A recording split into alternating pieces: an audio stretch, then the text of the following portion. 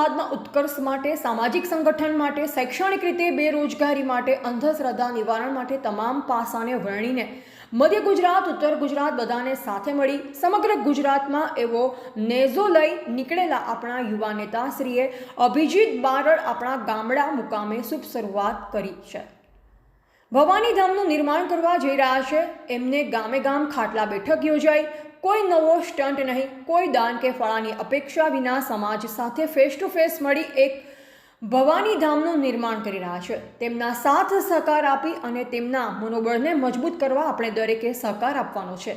આ માટે બ્રાહ્મણવાડા મુકામે શક્તિ માતાના ધામે પ્રથમ આખા ગુજરાતના जो नेजू लई निकळ्या छे एने अपेक्षित शुद्ध विचारों के समाज ने संगठित करी एक जग्या एक मंच पर तमाम रीत रिवाज कोई अघटित बनाव बन्यो होय तो पण एक साथे चर्चा करी समग्र क्षत्रिय समाज ने अपील करवा माटे लागणीओथी एकबीजानी तन मन धनथी आपवो जरूर।